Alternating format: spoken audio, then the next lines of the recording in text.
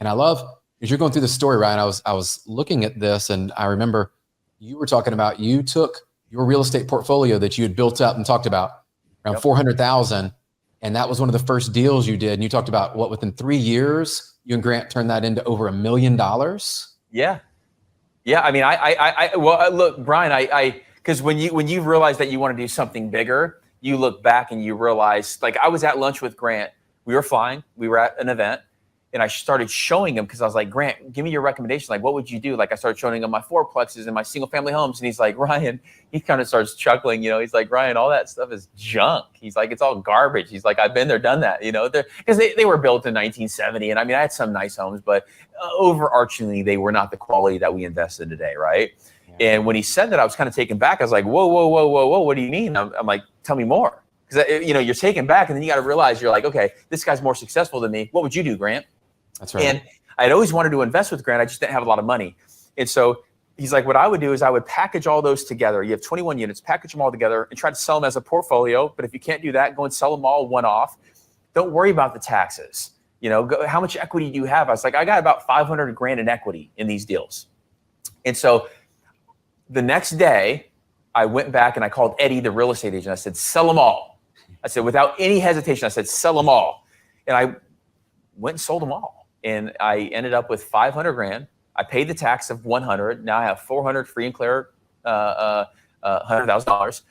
And I said, Grant, will you let me invest with you? And he's like, yeah, I'll put you in this deal. It's in Nashville, Tennessee, where you're from. It's 826 units. He had already bought the deal. And he let me in at his basis. Like, this is what we do at Cardone Capital. We buy the deal. We let people in at the basis. We give them an equity stake. They're an LP.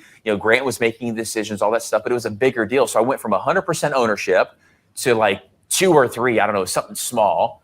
I was scared. I mean, I'm not going to lie to people and say, oh, I'm all, like, I was like, oh man, I'm like giving up all the stuff that I worked my whole life for to go and invest in something bigger. But I just knew that like where my deals sat versus where these deals sat, there was more exponential growth on 826 units rather than 21. So I gave him the full 400, and I was getting some cash flow, and we were doing some renovations, and Nashville was a great market. We had a guy come in, and we bought it for like $63 million. He came in and offered us $93 million. It's a $30 million split. Since I'm a partner in the deal, when he decided, hey, we're going to sell this, my 400 grand within 36 months turned from 400 to 1.12, or what? It was a little over $1.1 million. Nice. And Grant, I say this story all the time. Grant made me a millionaire through his real estate deals and through investing with them. And so that was like a huge boost of confidence for me. I was like, okay, I'm gonna take that $1 million. I'm not gonna go spend it.